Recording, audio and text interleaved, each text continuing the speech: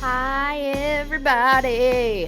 Welcome back to the Ghosty Girls. Welcome back. How's everybody doing today? Not like you can answer me or anything, but, you know. We're doing great. Thanks for asking. How are you today? Yeah, we just want to act like we care over here. I care. It's the American way. Just kidding. Americans don't even act like they care. No. Anywho. We're digressing already. Damn. I love it. Today, we have a case that's a little out of the norm. Diving in. Yeah, diving right in. Today, we are going to talk about a black serial killer. And there's not many black serial killers. White people have the corner of the market on that one. I don't want to claim we're champions, but we got to win at something, I guess. I don't fucking know. But statistically, according to the U.S. Department of Justice, 82% of American serial killers are white. Damn! Yeah, 82%. Just 15% are black. So, black serial killers are not that common. So, this case really shocked the black community from 1990 through 1994. No one expected this. And everyone was shocked when it was revealed that the murderer of 11 black women was a black man. You just don't really see that. It's true. But let's start at the beginning. Okay, I'm here. Henry Louis Wallace was born on November 4th, 1965, to Lottie Mae Wallace in Barnwell, South Carolina. Henry was the byproduct of an affair, and it's said that his father cut off the affair shortly after Henry was born. So his father was not in the picture whatsoever. Henry's mother worked in the textile industry, and she was rarely home. Henry and his sister were often left with their grandmother, who, by all accounts, was not very easy to deal with. Henry also essentially lived in poverty, and the home that he lived in didn't even have running water or electricity. So this was not an easy childhood for Henry. They actually had to use like a chamber pot to go to the bathroom, and then one of his chores was to empty the family's chamber pot, which I can only imagine. A child would not want to do that. That's an adult wouldn't want to. I know, one would right? Want to do that. Now, I'm going to tell you something that may come as a shock, considering we are discussing a serial killer. But Henry had a really bad relationship with his mother. What? Yeah. No way. Isn't that so crazy that a male serial killer would have mommy issues? It's almost like I don't say this every single fucking time we discuss a male serial killer, you know? I'm shooketh. Yeah. But by all accounts, Henry's mother, Lottie, was extremely verbally and physically abusive towards him and was very critical of everything he did. Henry did everything he could to just get the love and affection of his mother, but he just never achieved that. She always acted like she hated him and like she just wanted absolutely nothing to do with him. So essentially, he spent his childhood walking on eggshells due to his mother's instability.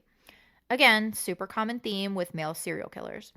Henry himself even said that his upbringing with his mother caused him to have very violent fantasies of dominating women since he constantly felt dominated and abused by his mother.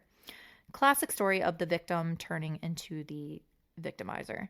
Another horrific fact that I uncovered in my research is that according to Henry, he witnessed a brutal gang rape of a woman when he was only 8 years old. Now, he doesn't go into specific detail about the event, but I can't imagine that this did him any favors in shaping the adult that he ultimately turned into. He was 8? 8. Damn. Yeah. Despite his mother being a complete piece of shit, Henry was pretty successful in school. He was well-liked, he was popular, he was a cheerleader, and he was even elected to student council. But on the inside, it was a much different story. Henry states that he always felt, quote-unquote, different from other people. And in his teenage years, he states that he developed an addiction to violent pornography. And again, this is another super common theme with male serial killers. Once you start mixing sex with violence and associating pleasure with violence and sex, especially early on in brain development, it's never a good thing. And I know many people probably aren't going to like my next comment, but I'm going to say it anyway because science does back this up. But pornography actually changes your brain chemistry. This is a proven scientific fact. Really? It changes your brain chemistry. Even as an adult? Yeah. I mean, even if you think about it, there's a lot of men that have pornography addiction. Yeah, it's true. It's a thing. There's men who actually have to have therapy for it. I mean, there's men out there. I'm saying men because it traditionally affects men in a more negative way than women. But there's men out there that actually like can't even have a normal sex life or even achieve orgasm because pornography has like messed them up so badly. Yeah, that sucks. So yeah, just be careful of the shit that you watch. Like, I'm not trying to kink shame or anything, but just be vigilant, especially if you have children with smartphones, because yeah, we don't need any more like Ted Bundys or BTKs or anybody running around. You know? Yes, please no. Yeah. So back to Henry Louis Wallace. He actually stated that his addiction to violent pornography caused him to attempt to rape the sister of one of his friends when he was only 16 years old. And he said that those violent pornographic images were repeatedly flashing through his head during this event. Luckily, he was not successful in his rape attempt, so she was actually able to get away from him. Others, however, were not so lucky. So after high school, Henry actually got a job as a DJ at a local radio station in 1983. And he was apparently like really well liked. Everybody liked his voice. He was very popular with the women. They thought like he had a smooth radio voice. And he did pretty well for a while until he was fired for getting caught stealing CDs from the studio. So, man. Yeah. So after he was fired from the radio station, he then joined the U.S. Navy in 1985. And it's at this point that things really started to go off the rails for Henry. While in the Navy, Henry developed an addiction to crack cocaine. It was also while he was in the Navy that he committed his first rape in Seattle, Washington in 1987. Henry described the rape himself, which occurred in a hotel room, in great detail. He stated that he loved the feeling of total domination and control over another human being, and that he loved the feeling of, quote, making someone do something. And I would highly recommend everyone watch the A&E documentary series called Charming But Deadly, and I'll link the episode in our show notes. But they actually show Henry discussing his crimes in detail. Oh, wow. And it's very chilling. Like, he's totally calm. He seems totally normal. He's articulate. He's intelligent. He's very polite. I mean, he just seems like someone that you could be friends with. And the way that he's sitting there describing these acts, it's unbelievable. So, yeah, it's definitely worth a watch. Is his voice smooth? Yeah. Yeah. It really is. Damn it. So once he commits his first rape, it's like a switch is flipped inside of him. And again, this is super common with serial killers. And it's at this point that Henry says, quote, bad Henry took over. And bad Henry is what he calls himself after this point. Because Henry states that there's two versions of himself. And this is also super common with serial killers. At this point, Henry's still in the Navy. And shockingly, he actually got married to his high school sweetheart, Moretta Brabham. But getting married did not fix, nor did it tame him, and Henry was honorably discharged from the Navy shortly after his wedding when he was caught trying to break into the naval base that he was stationed at. It was around this time that Henry began committing burglaries in Seattle, and he was subsequently arrested in January of 1988 for burglarizing a hardware store. He was charged with second-degree burglary, for which he received a sentence of 2 years probation. And it's said that he did this because at this point he was really addicted to drugs. So he was essentially robbing to, support his habit. Yeah. And yeah, him getting arrested, it didn't slow him down. And he soon graduated from rape and burglary to murder.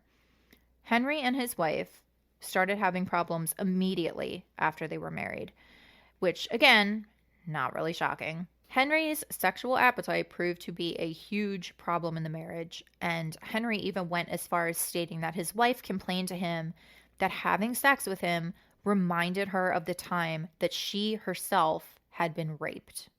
So I'm pretty sure you can imagine what he was like in the bedroom. Sounds like he was probably aggressive. Very aggressive, yeah. Hearing him say that made me sick to my stomach. Like, I don't even want to imagine, like, being in the bedroom with your husband and getting the same vibes as you being raped by someone. No. Oh, Jesus. I can't.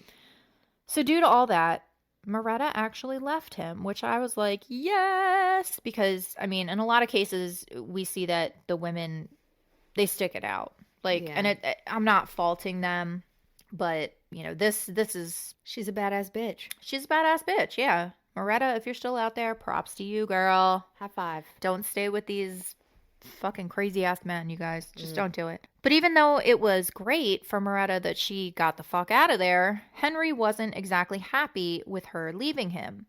This brought up a lot of unresolved abandonment/mommy issues, and he admittedly developed a pure hatred for his soon-to-be ex-wife. And this hate was actually the catalyst for his complete descent into violence against women.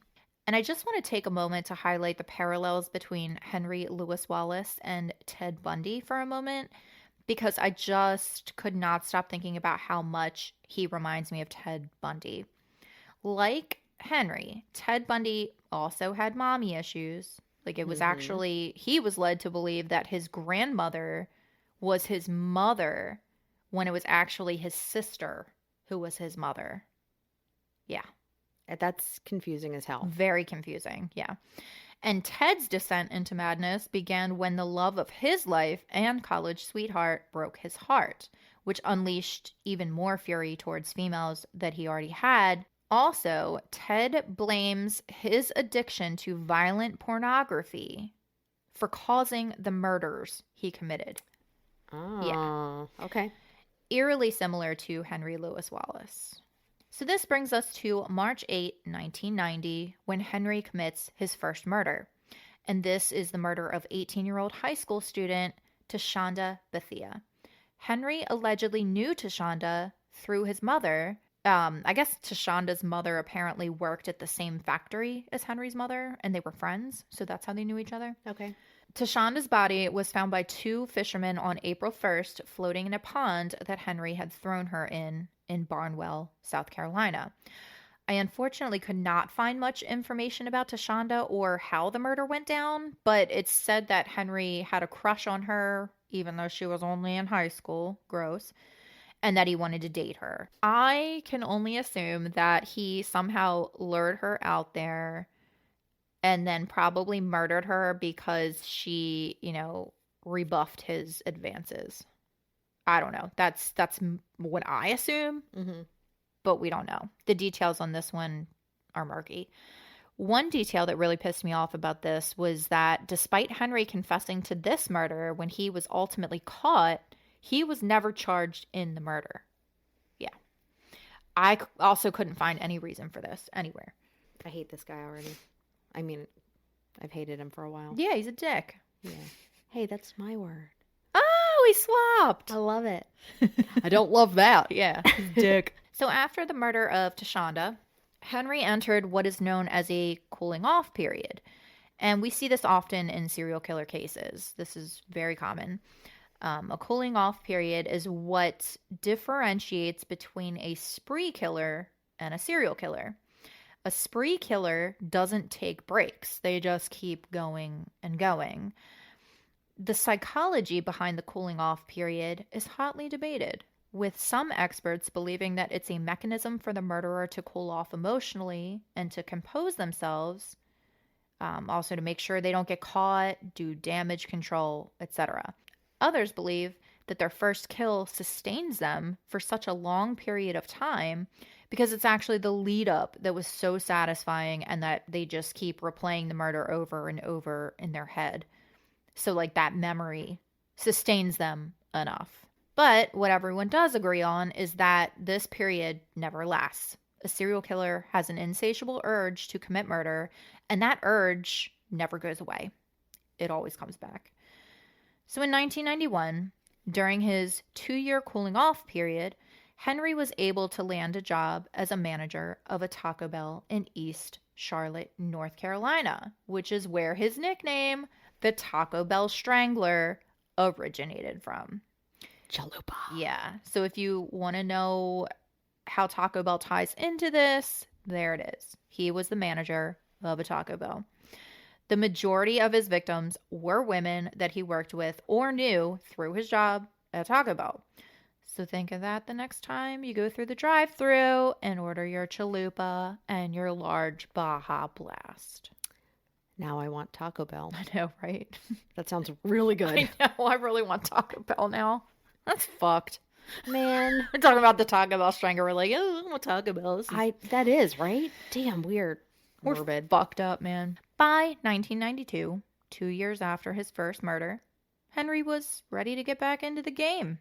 And in May of 1992, he commits his second murder and kills 33-year-old sex worker Sharon Nance. Not much is known about this murder other than the fact that he confesses to beating her to death. In June of 1992, Henry then rapes and strangles 20-year-old Caroline Love, who was a friend of Henry's girlfriend, Sadie. So Henry, at this point, has a girlfriend. Her name's Sadie. Sadie and Caroline worked together at a Bojangles restaurant, and apparently they were roommates. So Henry steals a key to the apartment from his girlfriend, Sadie, and that's how he's able to enter the apartment. Okay. He hides in the bathroom, and when Caroline comes home, he, I guess, jumps out and attempts to have sex with her, which she resists. He then rapes her and strangles her with the cord of her curling iron. Isn't that awful? It's messed The cord up. of your own curling iron. He then wraps her body up in her own bedsheets and dumps her off on the side of the road.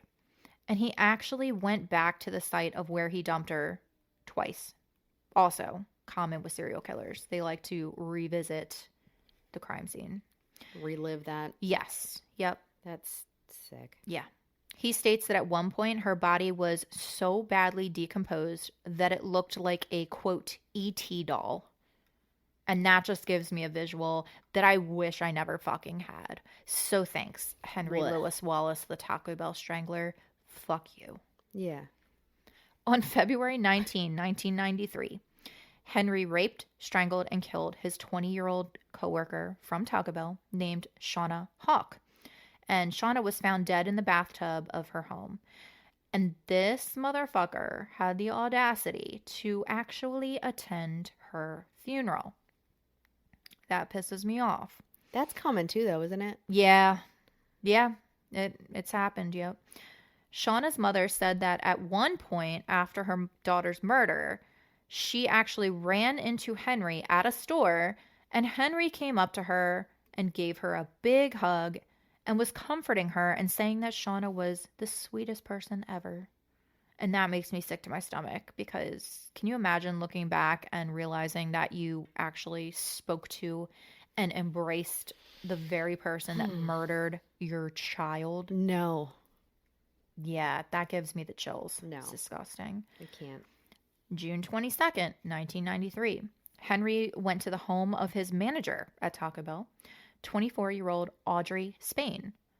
And he went to her apartment under the guise of wanting to talk and smoke a joint with her. Instead, he ended up robbing her, raping her, and choking her to death. He then later used her credit cards to purchase gas. On August 10, 1993, Henry then weasels his way into the home of yet another one of his coworkers at Taco Bell, 21-year-old college student Valencia Jumper. He told Valencia that he had gotten into an argument with his girlfriend Sadie, and he just needed to talk to someone. Instead, Henry raped and then strangled her to death with a towel. And that's so sad to me because she trusted that guy and let him in. Well, that was her friend. She was trying to probably genuinely help him. Yeah. If he's like, oh, I had a fight. Yeah. Let's talk. In an attempt to cover evidence and also conceal the cause of her death, Henry set Valencia's apartment on fire with a bottle of Bacardi 151 and a match, and then stole some of her expensive jewelry before leaving. This is really weird to me. He opened up a can of beans, placed it on the oven, and turned the burner up to high. Super random. Just a can of beans. Yeah, just a can of beans. Okay. Yeah. So I'm guessing he was trying to make it look like she like burnt her house down when she was cooking. I don't fucking know. I get it. Yeah. I mean, do I though? No, I don't. Well, it's probably a good thing that you don't know, because then you'd have the mind of a serial killer. Yeah, that's fair. The most fucked up thing about this one is that his attempt at concealing the crime actually worked, and Valencia's death was ruled a result of carbon monoxide poisoning. Weird, right? That's really weird. Yeah. Like, that was zero investigation. Yeah, pretty much. Yep. Like the prior murder of Shauna Hawk, Henry also attended Valencia's funeral. In his interrogation, Henry told the police that Valencia was, quote, like a sister to me. Ugh. Yeah, he's something else. On September 14, 1993, Henry shows up unannounced to the home of 20-year-old college student Michelle Stinson, whom he met through, you guessed it, Taco Bell. Yep. He made his way into her room, he raped her, and then he strangled her with a towel. When she wouldn't die easily, he went to the kitchen, grabbed a kitchen knife, and stabbed her to death. On February 20, 1994, Henry shows up to the home of 25-year-old Vanessa Mack, yet another coworker from fucking Taco Bell, which I'm like, why are the police not connecting this? But okay. I mean, I can probably answer my own question with that one, but still, like, fuck. That's a lot. Yeah. I mean, they should be connecting it. He's pretty much killing everybody the same way except for the last one. Yeah, and they're like all from Taco Bell. So, like, hi, common denominator. Right. Or know someone or live with someone that works at Taco Bell, like the girl at Bojangles, right? Yeah, exactly. So, yeah, Henry shows up to Vanessa Mack's house and he rapes her and strangles her to death with a pillowcase that he brought with him to her house. That's weird. It's very weird. I couldn't make any sense of that one. Vanessa's 4-month-old daughter was found on the couch, but thankfully she was found alive and unharmed. Thank God. Now, Henry ended up making a huge mistake with the murder of Vanessa Mack. After he murdered her, he stole her ATM card and then was caught on surveillance attempting to try to withdraw money from it. And he was unable to get any money. I guess before he killed her, he told her to give him her ATM passcode. She gave him the wrong one, which good for her. But yeah, he was caught on surveillance. And in the surveillance footage, there's a man who's wearing a very distinctive earring in the shape of a cross. So keep that in the back of your mind for later. Okay. This brings us up to March 8, 1994. This is when Henry goes into like his full-on frenzy stage. Also common with serial killers. This is the point where they pretty much lose complete control of their impulses, and that just inevitably leads to their downfall. Henry went to the home of a friend of Vanessa Mack's. So again, these two are connected. Vanessa Mack is the one that he killed just a few weeks ago and stole her ATM card. And this woman was 24-year-old Betty Bokum. And she was actually Vanessa's manager at the Bojangles restaurant. So all of these are connected. Bojangles, Taco Bell, like, come on. Come on, police, do your fucking job. So Henry shows up to Betty's home unannounced, and he asks to use her phone. He then rapes her and strangles her to death with a towel. So right after murdering Betty Bokum, Henry goes down the hall of the apartment complex and knocks on the door of Brandy Henderson, who was the girlfriend of Henry's best friend, Lamar Woods. And Henry knew that Lamar was going to be working He knew that he wasn't going to be home. He knew that Brandy was going to be there alone. Now, what he didn't anticipate was the fact that their baby was there. So he shows up at Brandy's apartment, tells Brandy that he needs to drop something off for Lamar, which, I mean, if your boyfriend, husband, whatever's friend shows up and says, hey, I need to drop something off, like, of course you're going to let them in. Well, you know? yeah. So, yeah, she thinks nothing of it. She lets him in. He then ambushes her, rapes her, and strangles her to death with a towel. During the assault, Brandy's 10-month-old baby was screaming in his crib. Oh. Yeah. Henry was worried that a neighbor would hear the screaming and that he would get caught. So what he does is he lifts the baby out of the crib and attempted to choke the baby with a towel in an effort to get the baby to be quiet. Now, luckily, the child did live. So, yeah, Good. He didn't kill the baby, thank God. But he did try to. He admitted to that. This guy's a piece of shit. Yep. Henry then makes the stupid decision to steal Betty Bocum's car. And she was the first woman that he murdered that day. So he takes her car and he uses it to transport various items that he stole from her apartment. Because I guess he was going to pawn all of this stuff for drug money. He then freaked out, thinking that he would get caught with the car. So he wipes down the car and he abandons it. But he makes another huge mistake. He wipes down the entire car, but forgets to wipe down the trunk.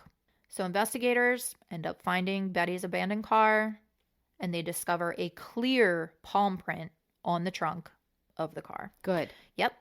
When they run the print, Henry's mugshot pops up. And in the mugshot, they see the same exact cross earring that the man in the ATM surveillance photo was wearing. So now they're connecting these murders. Ooh. Yep. March 12, 1994, just 3 days after he committed not one, but 2 murders at the same exact apartment complex, Henry shows up to the apartment of 35-year-old Deborah Ann Slaughter, who was another co-worker of his girlfriend's. So this is another girl that works at the Bojangles. So he asks her if she wants to buy some cocaine with him, and she said that she doesn't have enough money to buy it. This pissed him off, and he ends up raping her and stabbing her 20 times until she dies. He then takes what little money she does have. He goes out to buy drugs, and then he returns to her apartment to do drugs in the bathroom with her corpse laying there dead on the bathroom floor. Stop. Yeah. The very next day, March 13, Henry is found by police hiding in the apartment of a friend, and he's arrested. Good.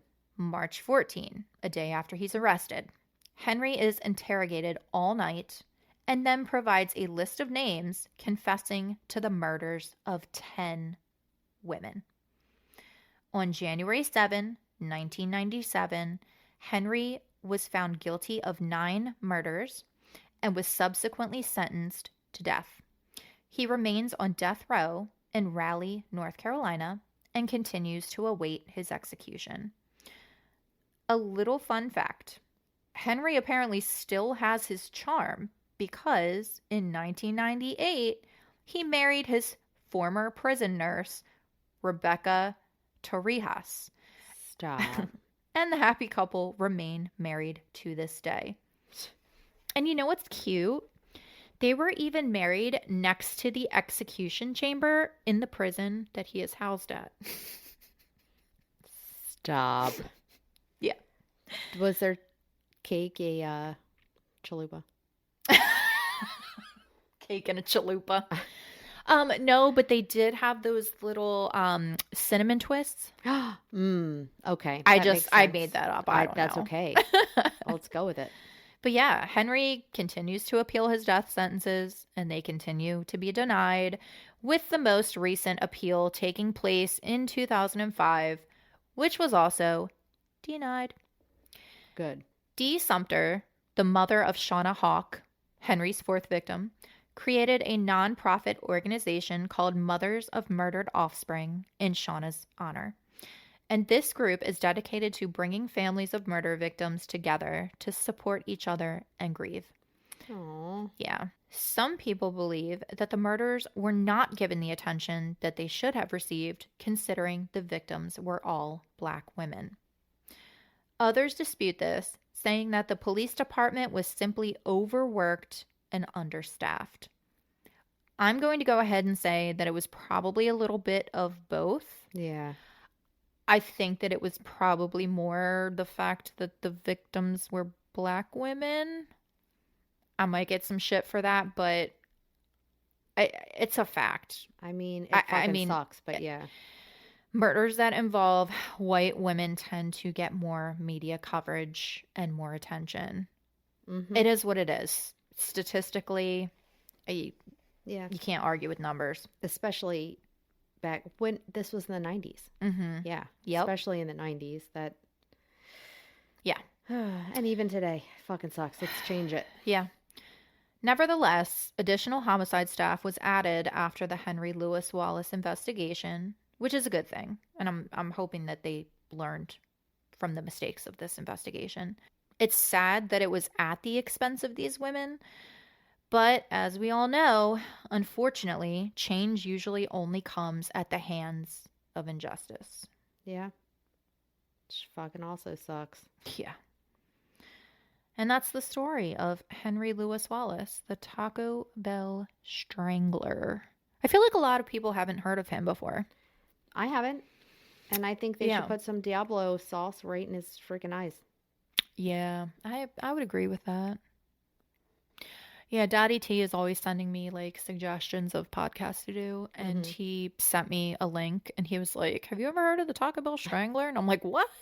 And he knows that, we love us some Taco Bell. Mm-hmm. And we do. Taco Bell sponsor us. Anyone sponsor us. Anybody that has chips and salsa, we're in. We're here for it. Oh, yeah, Chili's. I forgot about Chili's. Chili's. I'm mad at them. They really fucked up our order last time. They did. Let me tell you what Chili's did, okay? I have a bone to pick with motherfucking Chili's. So we ordered Chili's to enjoy after our podcast that we recorded, last week, I guess? Yeah. So we each got, are they like rice bowls, burrito bowls? What are they? It is a... Sorry, I'm cracking my knuckles. Hold on. ASMR. Okay, go ahead. I believe it's a chicken Santa Fe bowl or something. Yeah, it's like rice with deliciousness on top. Yes. Yeah. So we chose what we wanted. And of course, we wanted everything on it. We wanted the jalapenos. We wanted the sour cream. We wanted the chicken. We wanted the rice. We wanted the dressings. I did not want cilantro. You didn't want what? No jalapenos. Okay. You didn't want jalapenos. Not trying to. Yeah, I did. Yeah. We have it delivered, right? Because we're working on our podcast. And we get our Santa Fe bowls or whatever the fuck they are. And tell me why mine was nothing but rice and 3 pieces of chicken. We have pictures. Yes. Literally everything that we wanted, they didn't put on there. I don't even think you got a half a cup of rice. I didn't. You literally got maybe... It was a couple spoonfuls of rice and 3 pieces of cut up chicken. Sad looking chicken. And... yeah. It was $18 because we did it through DoorDash. Yeah. It wasn't I think it's $15 if you get it at the restaurant. Yeah, it was $18 for 2.5 scoops of rice and 3 pieces of chicken. Yeah, that was fucked up. It had nothing on it. And it actually went as far as putting the receipt on top of the rice bowl things. Mm-hmm. And it checked off everything that we had asked for. And it said what was it? What's the term in 86? Restaurants? Yeah. I can't. So, fuck you, Chili's. Yeah, fuck you, Chili's. I'm still mad because I was really hungry too, and I was looking forward to that. I gave you some of my toppings. She did. Because yours was what? Cheese, lettuce, rice, and chicken? Did it have anything else on it? They didn't give me the sauce on mine, and I was pissed about that because that's the best part. Yeah.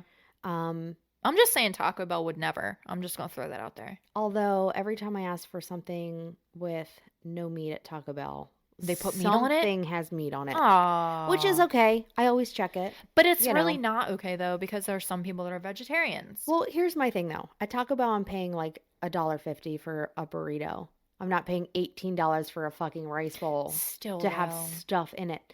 And the chips weren't the norm. I feel like they were still good, but they weren't like They were good, but I the feel like best. they weren't as crispy. Like, they definitely weren't fresh, and they were very broken up. Yeah.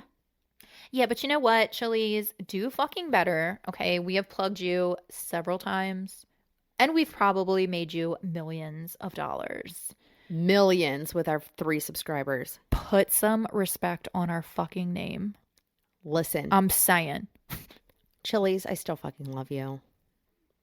It's going to take a lot to make that up. Don't be Florida. Do better. I don't know. I don't think Florida will ever do better. God bless them. I'm sorry. I have a lot of family in Florida, and I love every single one of them. But that state, whew, It's just the legal system is just real fucked there. it's crazy. It's real fucked. Like, more so than other states. More so than America. I mean, America's just fucked, period. Like, really. Australia, will you adopt us? Ireland, maybe? I would ask Canada, but Yeah, Canada's Canada's bad. like, fuck all y'all. I know. And I can't say that I fucking blame them at this point. Someone help us. It's not funny. It's not. Someone help us. It is a little. We need help, okay? We're not doing okay over here. We're not okay. We're not. So, yeah, the people listening from other countries, please don't think we're all the same. We're not. We're sorry. We're very sorry. Some of us didn't ask for this. Anywho, we hope you guys have a great day. We love you. See Yeah. you next Tuesday. Oh, Just kidding. before I start that, we're gonna have a series coming up. Mm-hmm.